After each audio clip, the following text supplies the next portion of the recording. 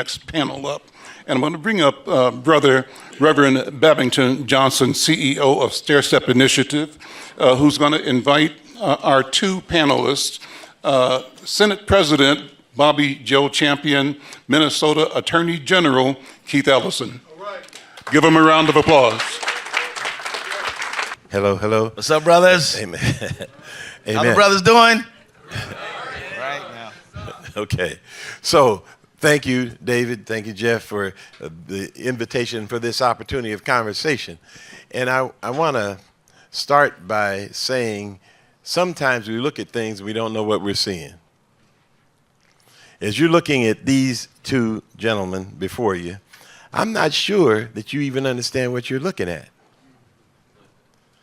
This is, of course, the Attorney General of the state of Minnesota, Keith Ellison, and this is the President of the Minnesota State Senate, Bobby Joe Champion.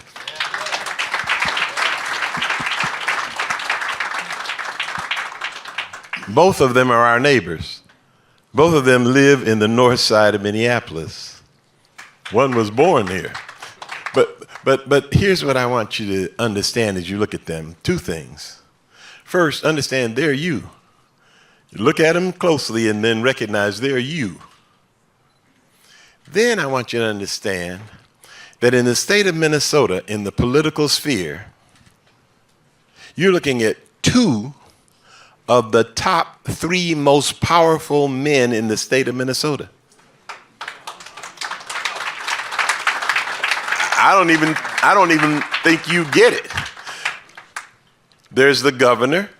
He's the most powerful political figure. Now, we have the Attorney General here who is on the cabinet, and he's also a member of what they call the Executive Council. That's made up of 5 people: the governor, the lieutenant governor, Secretary of State, the state auditor, and the Attorney General. They decide a lot of things that you don't even know come on the table. That council, it's a formal group. But if the governor and the lieutenant governor, for some reason, ended up both being sick or something bad happened, do you know who would be the governor of the state of Minnesota? Nope. Bobby Joe Champion. As the president of the Minnesota State Senate, he is third in line to be governor of the state if anything happened. You're looking at 2 of the 3 most powerful men in the state of Minnesota. They're black and they live on the north side. And they are you. So we really wanted this discussion to be about what we call the journey, because they are you. And all of us, let me just check in. Were both of you infants at some point? I was. You was? I'm Bobby pretty sure that. No, Keith came out as an adult. I want you to know. Yes. Okay. They are you. They had a beginning, middle, going forward, just like you. That's an important part of this. So let me just then ask them a couple of questions. North Minneapolis and Detroit are starting points in your life stories. But if you were writing your autobiography, what would you say about the beginning of your journey? Well, the beginning of both of our journeys start before either one of us were born. And those journeys begin in Africa. And then they go to the American South. In my case, Louisiana and Georgia. Bobby's people's from Texas, Hooks, Texas. You remember that too. Brother, I know you. and so let's keep that in mind. We need to think of each other as, it's not individual dots on a line, but as a point of a river flowing that includes not only your ancestors, but your descendants, both. I mean, think of that way. Indispensable parts in my journey, quite honestly, had to do with when my mom was from Natchitoches Parish, Louisiana, and her father, my grandfather, Frank Martinez, would organize black voters And they would threaten not to blow up the house so much that my mom had to go to a boarding school in Lafayette, Louisiana, called Holy Rosary. They burned a cross in front of the house, and my grandfather had to put tractor fuel in his car because the white business owners boycotted him. And that experience, definitely shaped my mom. My mom, when she went to Xavier in New Orleans, she would grab the whites only signs, which were movable on the bus, and she would take them. And she said, I must have had about 20 of them in my dorm room by the time I got out of Xavier. And so she raised us like that. And I'll just say this one last thing. You all remember Pulse nightclub when there was a massive shooting in Orlando, Florida. My mom calls me and she says, John Lewis is doing a sit-in on the House floor to protest this. And I want to know why you're not down there. Because I looked on the TV and I didn't see you. And I closed my meeting and I went down there. So that's a little bit about the shaping. I will tell you this one other thing about Bobby. Neither the governor or me can get 1 penny to run our offices without Bobby. And it's sure nice to know that my friend of decades lives 3 blocks away from me. I can just say, Bob, we really need some money for X, Y, and Z. And Bob tries to do it. We're not just black men. We are brothers working together. It does not help anyone. It does not help anyone. Look, if you're just some black star at the top of some mountain all on your own, we stand back and say, isn't he awesome? But it doesn't do us any good. It doesn't help. You ascending us to leadership should do you some good. Amen. Amen. Well, let me say, first of all, thank you to Alfred Babington Johnson and my brother Keith. You heard me chuckle when he remembered that my mom is from Hooks, Texas, and my dad is from Hope, Arkansas. That's right. And what's significant about that is when we think in terms of journeys, everything that he said about Africa and coming through in the South is significant. And what's also significant for me is that I was born and raised in North Minneapolis. Sorry. And that doesn't mean the exclusion of anyone else, but let me tell you the significance of that for me. Because growing up, if you lived in North Minneapolis, there are others who were outside of North Minneapolis that didn't think you were anything. Mm-hmm. They didn't think you could accomplish anything. They didn't think you were about anything. So I grew up on 7th and Penn. All right. My mom and dad came from the South because they migrated from the South to the North. And every year, what was really important to me, and I didn't realize this until later, my mom and dad made us go south every year. Mm-hmm. We spent at least 2 weeks in the South. They called it homecoming. That's right. Well, all my other cousins and others would come, and we couldn't just get there and act like we were on vacation. We had work that we had to do while we were there because we were a member of a family. That's right. And what was also significant about that is I didn't realize until later that we always left to go south at night. We never left during the day. And it didn't really, and my parents would only say to us things like this, because my mom and dad and never went to college.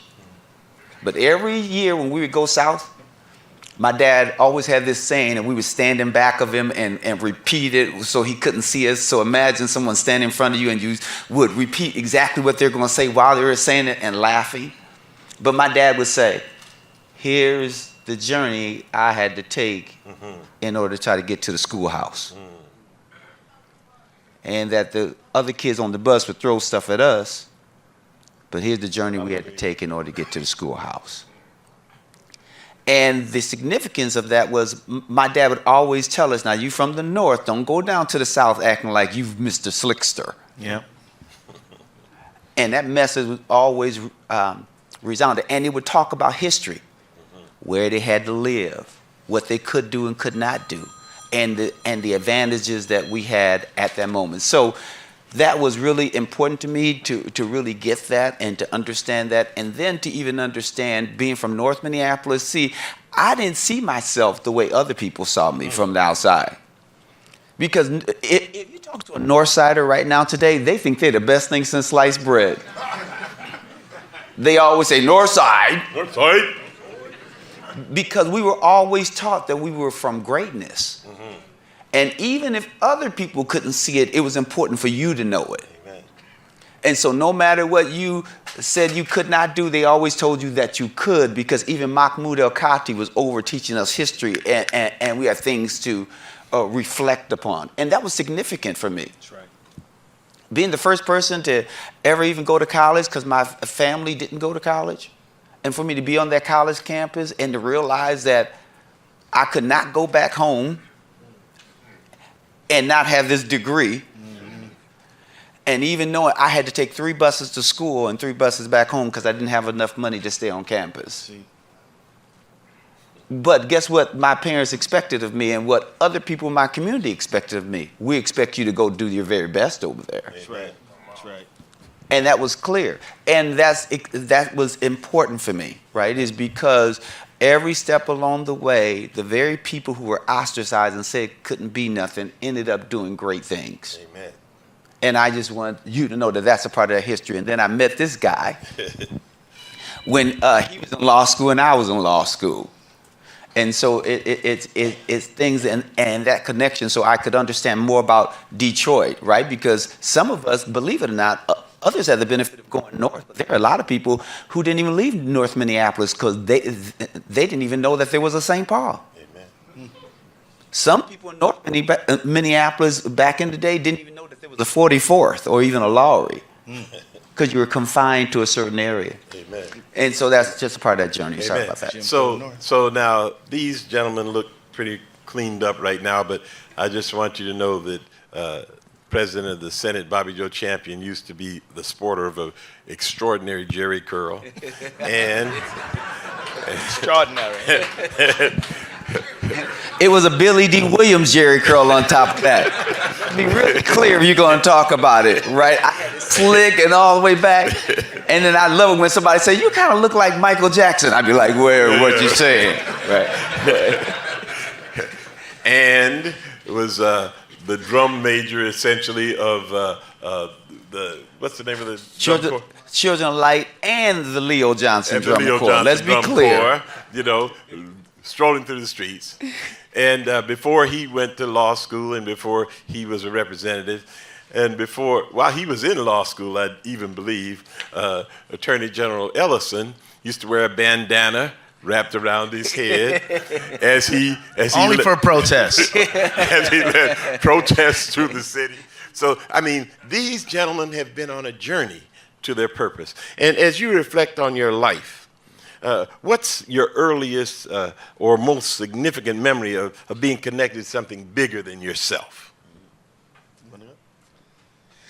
You know, I told you a little bit about the people who raised me and things like that, but I just remember one time with my uncle selling newspapers in Detroit, downtown, and there was different newspapers. The Detroit News, there was Detroit Free Press, there was the Michigan Chronicle, there were different newspapers. And we were standing there selling newspapers, and you know, I'm like 9 or 10, I don't really know. People usually point to the paper, I'd hand it to him, take the money, give it to my uncle. And so one time a man said, give me a paper, and I grabbed the paper and I handed it to him, and he looked at it and said, I don't want this damn black paper. And I was like, looks like black and white to me. What? And it was the Michigan Chronicle. It was an African-American paper. It was basically the equivalent of Insight News. Al McFarlane's right here. And that was the first time in my life that it ever registered to me that for some people, being associated with blackness was not good. My parents sheltered me. Not that they didn't, I mean, look, I had to do chores like every other kid.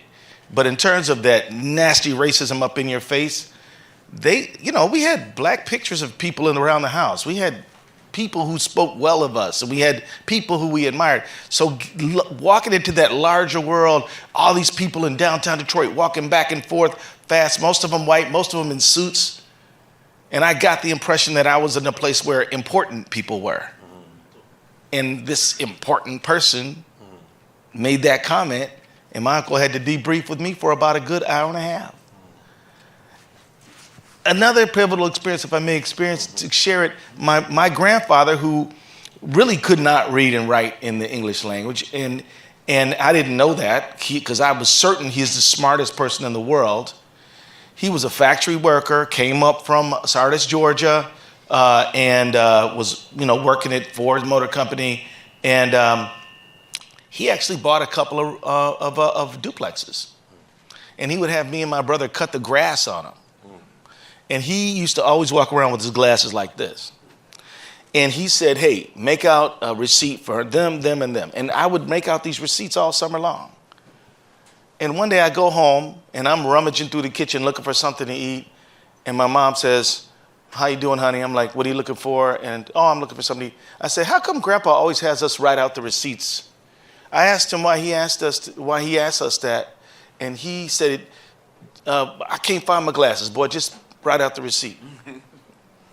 And so I just wrote out the receipt. But my mom goes, and my mother's a very sweet, kind woman. She goes, don't you dare embarrass your grandfather. Like, embarrass Grandpa? What are you talking about? So he didn't get to go to school like you did. They didn't let black people go to school. They made him be in the field. And so you be grateful that you got to go.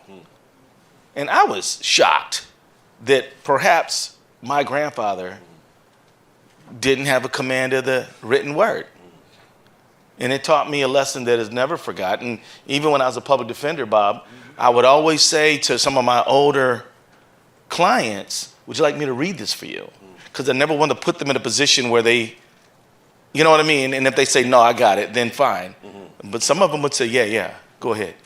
And I didn't judge them, but I just knew that this country had taken something and denied something as basic as literacy to not our great-great-great-great-great-grandparents, but to our grandparents.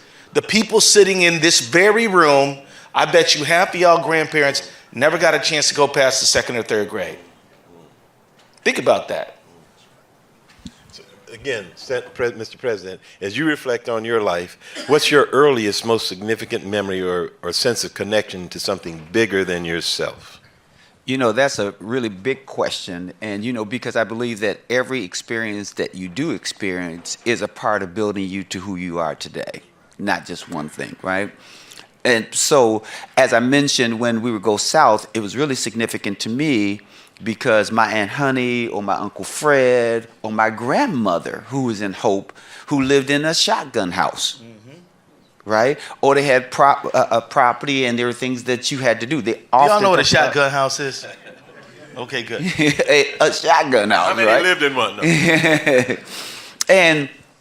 But they were always talking about the importance of family and progress, even if they were in their situation. They were always talking about progress. And so when you compound that with Mahmoud El-Kati, I first met Mahmoud in North Minneapolis when he was coming to the Way, because even if we were going to have a recreational time, the spike in the Way would make them shut down the recreation and tell you that you had to go to African American history class. African history class. You had to. It wasn't even a choice. If you wanted to play pool, if you wanted to go run track, you had to go to African class. And Mahmoud, who was a professor, came from there to North Minneapolis in order to talk about it. So what was significant about that is because then I began to understand our history and how we were part of that history. And they would always say to us that it was important for you, it's important for you to make a contribution to our upward progress. And the other example to me was Stevie Wonder was pushing for Martin Luther King's birthday to be a national holiday even before it became Vogue and other people were accepting it. The Way had us get on a bus, because we would do all sorts of protests all the time. We were always protesting something, right? But they had us get on the bus and ride from North Minneapolis to Washington, D.C. so we could be a part of that protest, because we needed to understand that it was important for Martin Luther King's birthday to be a holiday. And it was at that time when Stevie Wonder was talking about the world's orchestra and we have to do our part and play our part. And I ran around the back of the Capitol when I thought that Stevie Wonder would be getting in the car. And I ran around to the back of the Capitol and saw him. And most people who know me know that I had a stuttering problem at the time. So it was difficult for me to get out because I was shocked that he was actually there. And he said, yes. He says, yes. I said, Mr. Wonder. I said, Stevie Wonder. Oh, it's so great to see you. He says, I'm glad that you're here. He said, but you have to understand that you have to make a contribution too. And that was a profound moment for me, because he made it very clear that we all had to make a contribution. And I started thinking, well, what is my contribution going to be? So that was a moment. You know, regrettably, we don't have very much time left. So let me just ask you, both of you went to law school, completed, became attorneys, and you know, it's an interesting track. A lot of people become attorneys and they go for the gold. And that's the notion of things. At some point, both of you decided, notwithstanding the fact that you do practice law, that you were going to run for elected office. So in the final statement, as we're looking on this congregation, is that okay, y'all, congregation? Okay. As we look on these gathered ones, final word of wisdom, knowledge, whatever it might be, is in your own words to this group. First of all, we definitely need all kinds of talents. We need clergy who can help people understand Scripture, but also understand what Scripture requires, right? We need lawyers. And it's okay for you to make some money. Sure, we need lawyers. Well, Yeah. a few of them. But we need lawyers. Honestly, we need some Thurgood Marshall type lawyers. We need some Bobby Champion type lawyers. But it's nothing wrong with you making money as a lawyer. I don't want anyone to get the impression that making a good living as a lawyer is bad. But if you're there, you got to be like a Jerry Blackwell type lawyer. Jerry was doing really well. Do y'all know Jerry? Yeah. Judge Blackwell, Federal District Court Judge Blackwell, who did the opening and closing statement in the Floyd case. Jerry was making a very good living, and I used to see Jerry all the time because I was generally suing his clients. I was suing Comcast, I was suing Lumen, I was suing ExxonMobil, and I was suing 3M, and he represented them all. And I'm not trying to close those companies down. I'm trying to make them obey the law. And he would represent them. He always was very well-mannered. And we'd either try the case or we'd settle the case. But what we wouldn't do was waste a lot of time as he was billing his client $1,000 an hour just to churn the file. You follow what I'm saying? And so I would say whatever endeavor you do, we need medical people, y'all. I mean, I heard the brother talking about medical disability. We've got to have that. Banker-wise, absolutely. But we need bankers like David McGee. I mean, I love that conversation y'all had about credit score.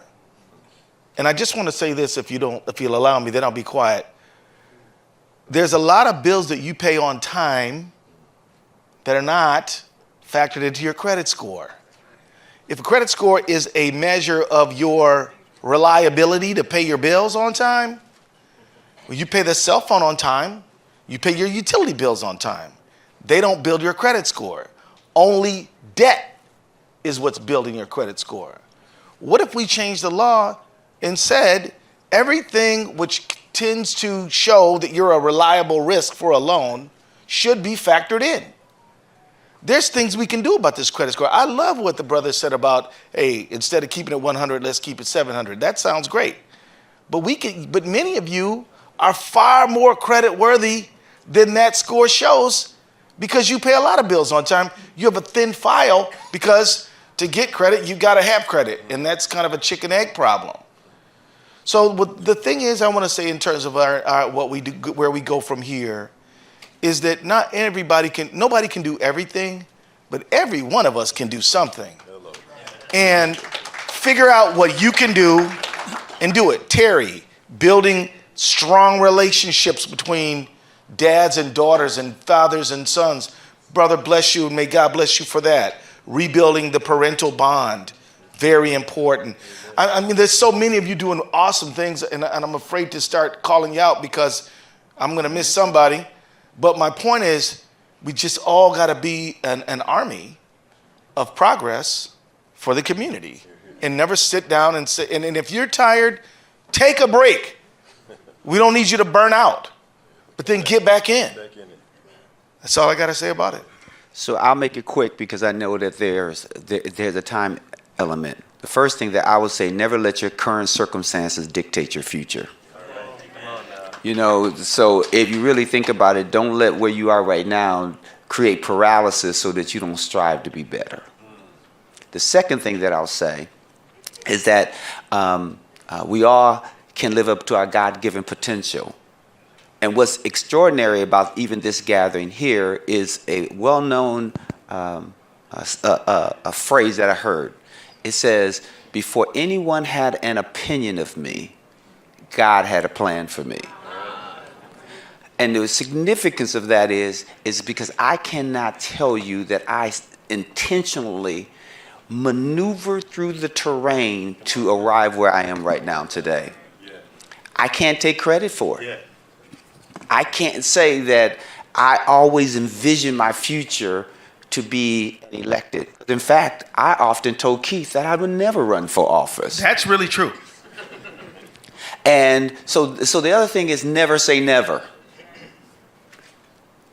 And when you think about your life, you know, we often in the church says, you know, God has the whole world in his hands.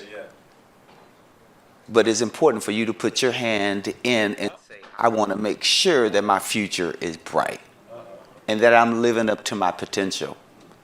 As I started saying that I cannot take credit for where I am because I never thought that one day I would be meeting the President of the United States.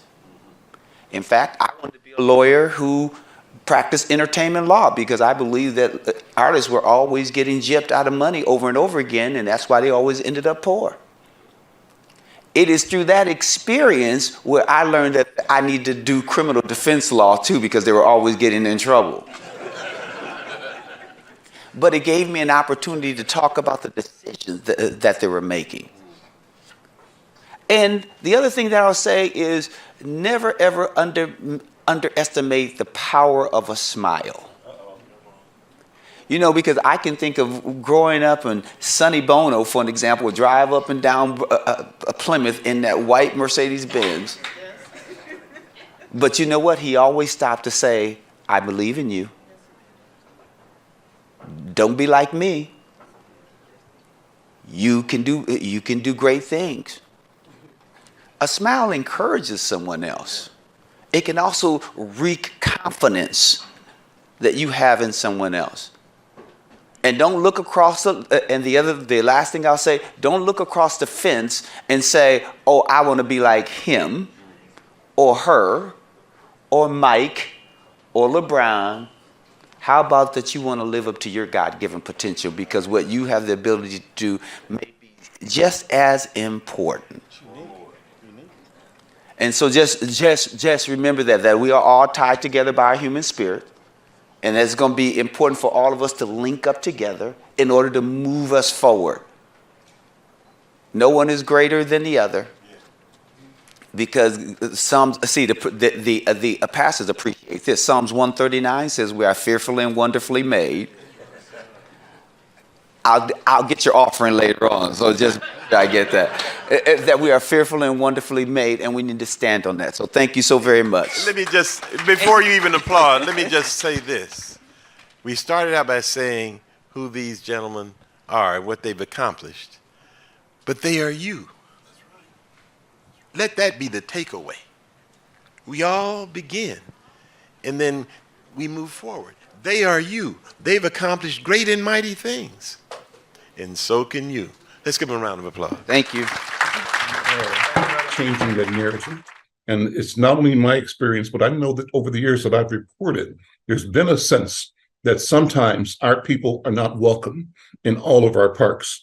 And that's something that's serious, it's real. And I believe that you and leaders like Kim and other people in the public arena are intentional in shifting that dynamic, creating new narratives so that we feel like we are owners and we are the object and the opportunity and responsible for this message of inclusivity and opportunity that parks mean. So with that, Al Bangoura, the floor is yours. Thank you. I really appreciate that. That was really powerful, and forgive me too for I think I'm blaming Yvette for my emotion because she told me that story and it kind of brought back my childhood. So I'm blaming her for that, but very, very proud of her. Yeah, thank you for having me. I really appreciate it. I'm not going to try to be a talking head too long here. I think there's so many things that the park system is doing and working on. One of the things, and I'm going to shift a little bit because I had some kind of things I want to talk about, which I will share, particularly around near north and north side that are very important. But Al, thank you for the introduction. And this is the park system. It is an incredible jewel and asset to the city of Minneapolis, and I think and to our residents. And I truly believe this, that this park system is the heartbeat, is the fabric of the community. Not only do we have 7,000 acres, we have 47 rec centers, and I can go into all the amenities that we have within our park system. It's such an unusual thing. When you go into other park systems, you might have like these large regional centers where there's one center in a particular neighborhood, but we have these smaller, small neighborhood centers, kind of medium-sized, larger ones that are all throughout our park system. One of the reasons we're one of the best park systems in the world, I think, and not only in the country, is because of residents, because of all of you, because of your support for the park system. When you look at the top 5 park systems in the country, of the top 100 park systems, Minneapolis residents pay more to our park system in support of it than probably 95 of those. We're in the top 5 because of their commitment to such a jewel of a system that it is. It is also independent, semi-autonomous, which means that the board is elected by the people. And that's really unique, right? So the people own the park system. And I tell a really quick story. Is at North Commons, Gail Severson was the past commissioner, was sitting in the really cool teen room that kind of Yvette and the team kind of designed there. And I walked in, and Kale, these young men were sitting in the room, and they were kind of joking. And walked in, Kale looked at me, and he goes, you see this guy over here, the superintendent? And then the kids go, yeah. He goes, I'm his boss. And I go, okay. So Kale kind of threw out as a joke, and I said, all right, Kale. And I said, hey, I got a civic lesson for you young people. Do you know who his boss is? And I said, you. So they started laughing. They ran out of the room, because they're just cracking up, like realizing we work for the people. We are public servants. I'm a public servant, plain and simple. My work is for the people. And I responded, the commissioners serve and are responsible for the governance of this park system, and I report to them, but they report to the people. And so the people come first in this organization. And the really one unique fact that I would say too, and it's a $156 million operation to run this incredible jewel of a park system. But in a really cool fact, it's the 5th largest bureaucracy. Like if you think about it, it's Minneapolis, St. Paul, Rochester, Duluth, Minneapolis Park and Recreation. That's who we are as a park system and what the importance is to the city of Minneapolis. And I do believe deeply, the impact that we can make in the lives of our community is so important. And my passion for that is committed, and I'm committed to that. During COVID, it was a very plain example. If I said to everybody on this call or anybody that's listening, what was the one place you could go during COVID that was open and free and you could do whatever you just to be present and be in space? It was the park system. It was. I mean, everything else was closed. But what people and their appreciation for at that moment when you walked out, you start to go to these little parklets and spaces, and maybe you haven't experienced certain places in the city. People were out in huge numbers in our park systems. And the uniqueness of being a park system the way we are, I had the authority because of the independence to shut down 21 miles of parkways. So people and residents could spend and go out during COVID and be in those spaces and just be present and just be healthy. And it's a place of activation. It's a place where people can express their First Amendment rights. It's a place where people can play sports, just sit and watch birds, and just take in the air and be present out in nature. And it's so important. So the health and wellness and who we are as a city, I believe deeply is connected by parks. So I wanted to share that. I also want to share too is that one of the really big things, I know that didn't get a lot of press, my commitment to youth, the first thing in the past board when I came in here was about our youth. How are we going to impact the lives of our youth? And I was very excited about that because I understood what that message was. And I won't get into it, so I want to share a few more things and not take too much time. But what I'm really proud to also say is that working with the mayor, when I came in here, it took 3 years, we were able to get $2.6 million committed to youth in perpetuity through our general fund and our tax levy for the youth of Minneapolis. $2.6 million forever committed to the youth of Minneapolis. That was just the beginning. There was more that we invested in youth. That $2.6 million hired all of these folks that are working within our rec centers, that are doing the incredible work that they're doing to provide services that are free to youth in Minneapolis. So the lever that was pulled by the city, working with the city, and then my efforts to this was really to commit to the youth, to say to the youth of Minneapolis, we are committed to you. It's not about just injecting money every once in a while and fund it when something, a crisis happens. Then we all of a sudden, well, we got to save, we got to put money in for these kids and our youth and get them engaged. Then it becomes more of an intervention and not a prevention. The beauty of the park system was that, and it took a little bit of time, but we worked with the city and the mayor, that if you invest in this vision that we're bringing forward, this will be in perpetuity for our young people and it will impact their lives as it did for me. And as I know Yvette just spoke, it's so important. Part of that money, which is going to start to share some information, was in the development of these Spark Studios that we have throughout our system. And if you know anything about the Spark Studios, and I would please encourage you to go to our website. The Spark Studios is a place where it's completely transforming the inside of a building in a particular space that is based and rooted in technology, but that's not why we don't call it tech labs. We call it Spark Studios because we want to spark the imagination of young people. We want to see where it can take them. So we did the first one at Powderhorn. We redid the Powderhorn one. It's an old warming room. I started way back when I was working at Powderhorn for 6 years, but we remodeled that warming room. It's an incredible state-of-the-art recording studio. It is a place where young people can go and do documentary work, and they can do STEAM. They do flying drones. They create objects through the 3D printers. I mean, it's amazing. That's one. Second one is over now at Harrison, which is in North Minneapolis. It's a wonderful place. We had a chance to visit it.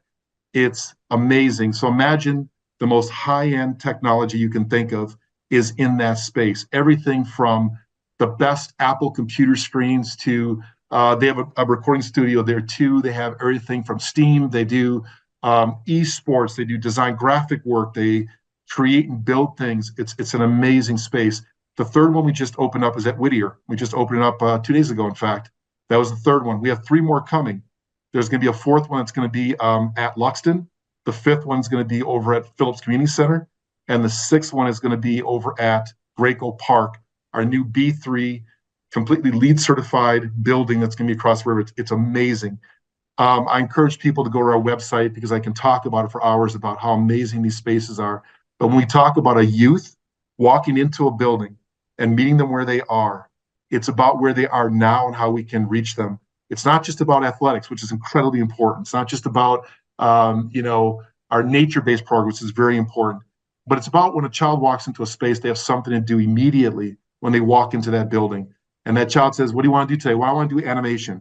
Well, let's do animation. I want to do something on a micro. I want to do a business. I want to build stuff and create space and create a business.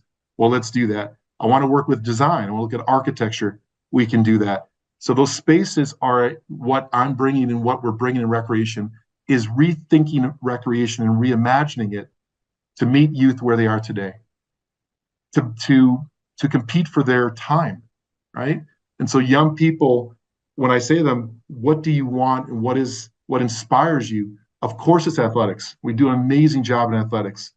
But there's a lot of youth that go, I want to learn how to do music. I want to learn how to do work and do TikTok. I want to play esports. Esports is a $1 billion industry. There's kids getting scholarships at school for that. So there's so much stuff that we're trying to do, and that's just one example. The one other one I would give also is our Teen Teamworks program. We're the largest employer of youth in Minneapolis. And if you look at the people that are these youth that are in the Teen Teamworks program, they look like me. They're an incredibly diverse group of young people across the spectrum. And we moved them out of the recreation space. And I said, you know what? We got to really think about the future of these young people. So we took them from underneath the wing of the recreation. We put them into environmental stewardship. The reason we did that is we wanted to create an understanding around environmental opportunities and environmental jobs and green jobs for our young people. And who better do that than the park board? So we talk about water mitigation, we talk about ecology, arborists, right?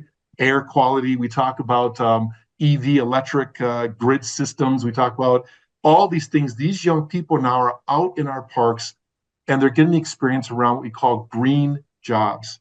And we're stair-stepping them at the age of 14 to give them these sort of like, almost like certifications, like pass-throughs. It's the same thing we do at Spark Studios, right? We educate them, teach them about animation. We keep working with them until they become experts, and then we move them on to internships or jobs. Same thing within the environmental stewardship area. A lot of these young people then go on to college, and they go into college around environmental or climate resiliency type jobs. And that's the future, right? And so we're doing this for our young people. We just got a grant, and I'm thankful for Senator Fatah and Representative Hassan in supporting us $750,000 for the next 2 years to be spent out to 2027. That's going to have more youth that we now can employ. We're working really strongly in the Cedar Riverside area with our Somali community.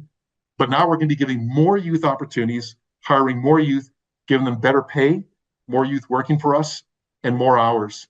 So I will say to you that we just imagine these young people working within the system, putting not only money in their pocket, but also teaching them to grow in this kind of youth environment around environmental work. So I wanted to share that real quickly with you and say, we're working really hard, and there's many other things in the park system. So, and then real quickly, I'm not sure what time I have, but I want to also share with you things that are happening in the near north, the north area. So one of the really big ones, of course, North Commons, right? One of the most amazing, Yvette smiling because she's going to be the leader of this historic, fundamentally transformative rec center at North Commons, the largest investment in the history of the park system at North Commons that the park system is investing in. It's 55,000 square foot of building. It's a $35 million project. It was adopted by the board in October. And if you go to our website again and you click on our website, you can see, I think it's a 159-page document, but it really has an incredible background of what this facility will be in the next several years that we start to build this. Right now, we are working, and I know Sean is here, we're incredibly grateful for the Parks Foundation and the work that they're doing. They've secured already $10 million, and they're working with us as a partner to raise more dollars, of course, to complete this project.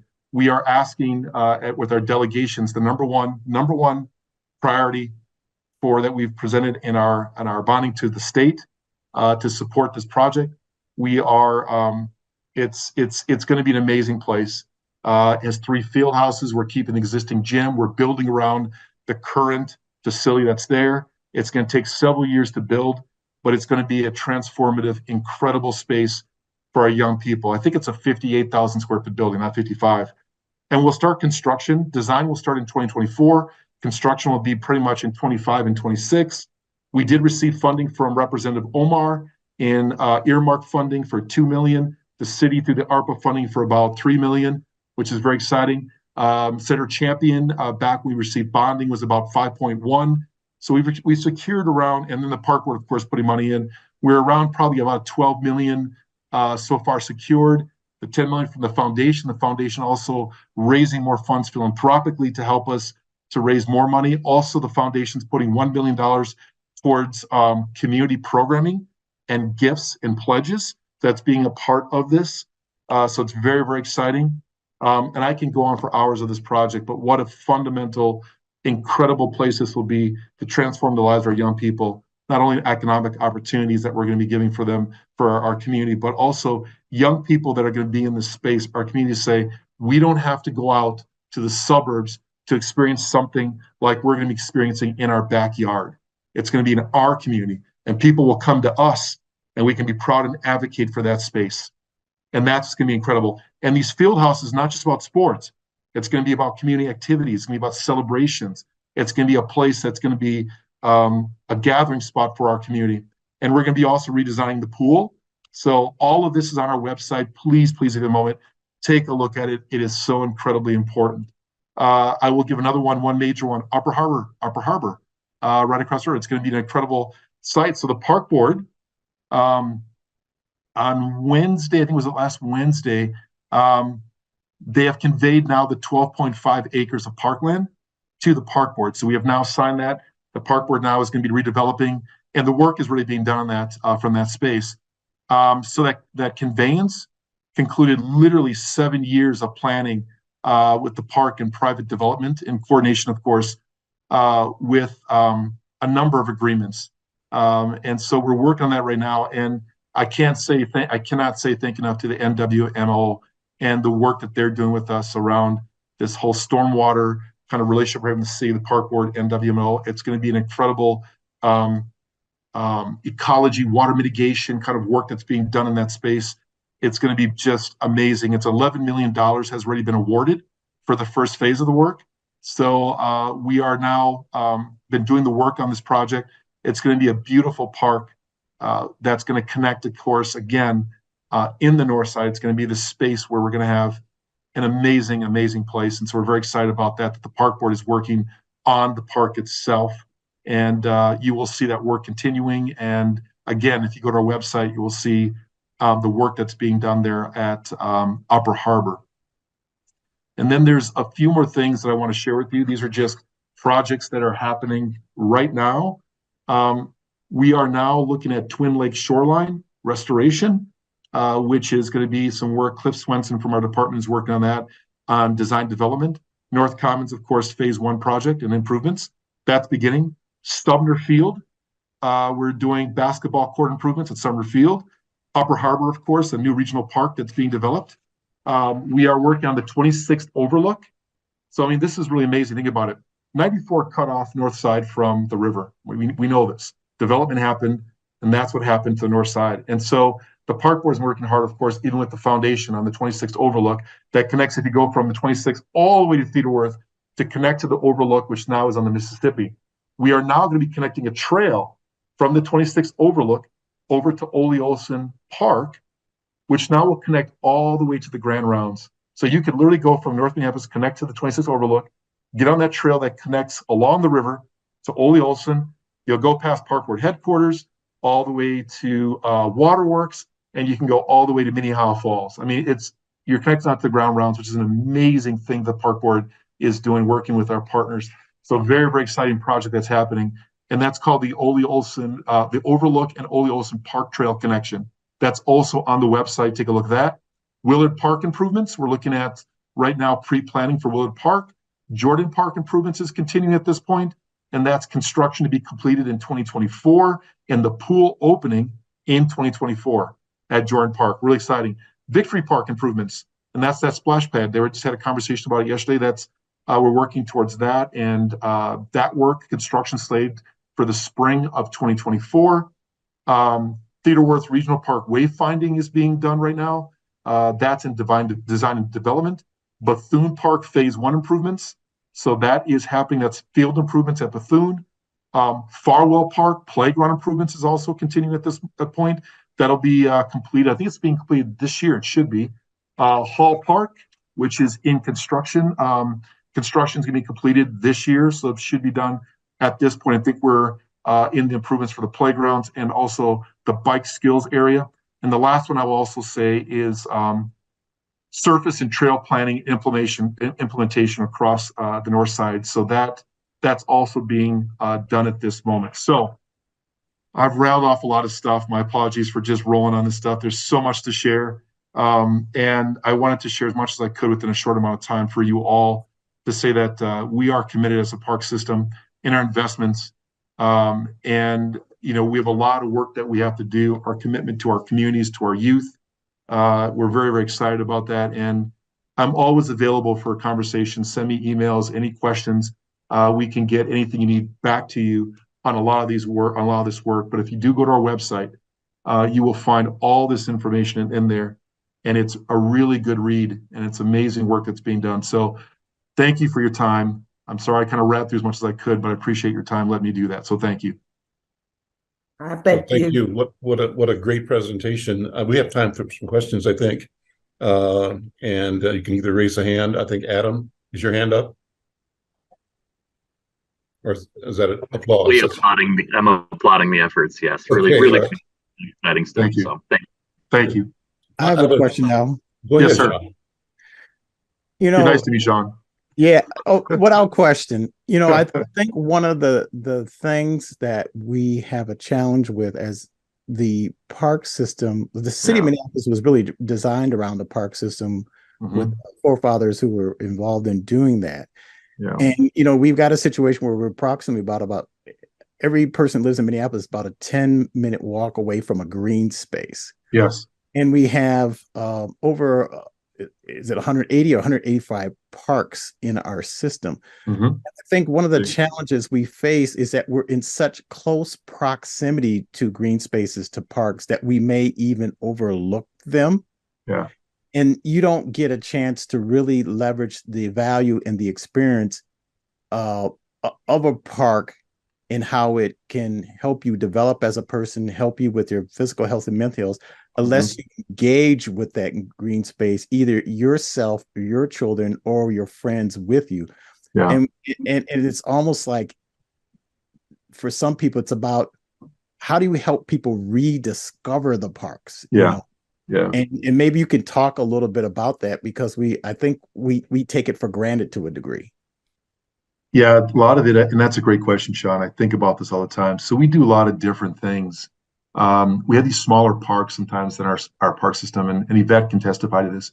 And what we try to do is we try to activate those spaces, and we do them through pop-up parks. We do them through different activities that we can connect. And pop-up parks is, if you can imagine, a vehicle with a trailer behind it and drives to a particular space, and they do activation in that space that maybe people are not necessarily connected to or aware of.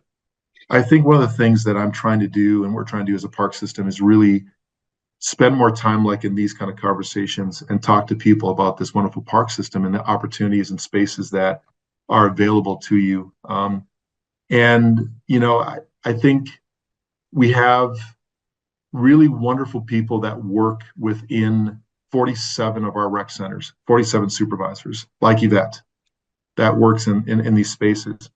And it really is sort of a one-on-one connection. And because you can put things on emails, or you can do it on Instagram, you can do things through TikTok, whatever it might be, YouTube, all these things. But a lot of times people are not necessarily searching for that. They don't really necessarily know that. So I really truly believe in personal connections, and I really truly believe in ways that we can make that connection personally. The stories that you'll hear from a lot of our staff, as even I talked about today, and as Yvette talked about, it's how you kind of have those moments where you meet someone that is connected to this incredible park system. And that's like all of you that are on this call, right? You have your experience. And so how do you advocate and talk to other residents and talk to our youth and say, hey, did you know, right? How many didn't really know about the Spark Studios, right, as we're building them? Maybe I'm just conveying it for the first time here. So then you start to go out and you start to say, well, let me now talk to you and tell you about this opportunity that is in your community that you might not know about. I was talking to, remember we talked about the faith leaders when we were at North Commons, I think it was, in fact. I think it was at, we were sitting there, and Tom was with me, and we popped up a video in that meeting, but it was about North Commons. And I remember all of these amazing leaders in the community had no idea about the things we were doing within the park system. And I was kind of shocked. And they didn't know. And so there we were sharing it, and they were like, this is incredible. We didn't know this. And so I think a lot of it is really kind of getting out there and just really making those connections for me to be more present to, and to share the wonderful opportunities that we have in the park system. TPL is really interesting too, because TPL, we have less than a 10-minute walk shed, right? So we're on the top 3 in the country we've been number one for a long time, where people can actually step outside the door within 10 minutes to get to these wonderful spaces. But I really do believe it's going to be just more of these communications, talking, engaging community, and sharing this information so they know what's outside their door and how they can connect to it. Got time for one more question, but Superintendent, I just want to thank you. This has been a wonderful, wonderful presentation for you and your team, Sean, so thank you. Is there another question? Princess? Yeah, I had a question. Thank you for all of I took so many notes. I'm excited about it. I'll be on the website. Yeah. Working with Appetite for Change and just traveling to other states. And Sean, when you talked about engagement, I'm wondering, are there any ideas in the makings for us to use agriculture or urban farming as a way to re-spark that engagement around park space? Thank you. Yeah, it's a good point. If you actually go to our website, we do have urban gardens throughout our parks. I'm sure you know this. We engage community around this, and we do have, I can't remember how many they are now, so I do apologize. I probably could put up quickly, but we do have urban farming and urban agriculture at several park locations throughout the city, which engages community that they sign up for it. They then are able to have a plot in very specific places around our community within our parks, and that's where they grow vegetables and they take care of those particular gardens.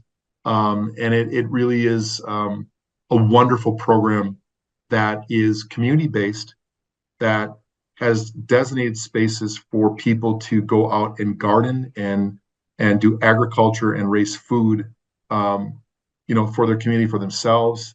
I know many actually grow those vegetables and things, and they actually then share that, and they then give it to food shelves, and then they do community dinners and amazing work. I used to work at Youth Farmers Market at Powderhorn, where they had their plot up there in the hill when I was first there. So we have multiple sites that we have already now that we're doing urban farming and gardening within our park system. The other one, which is really, really amazing, at JD Rivers. If you go there and you see the youth farm project that's there, that they grow vegetables and they have a farm project. I wish I could show you it. JD Rivers, if you go to that space, our young people are out there growing vegetables, growing, spinach, and everything you can imagine. They're growing it there. They're selling it there. Their hands are in the dirt.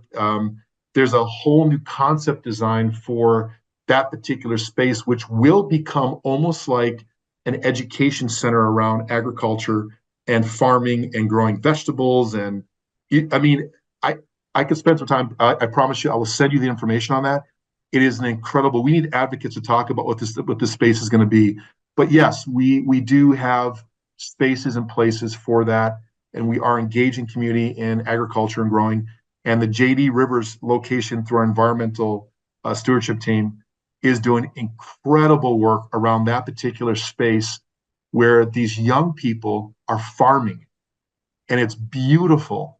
And so anyways, yes, that'll, and I want to share more with you. I'm just kind of tip the iceberg a bit, but yeah, thank you for that question. And we are really engaged in that. So. All right. Thank you.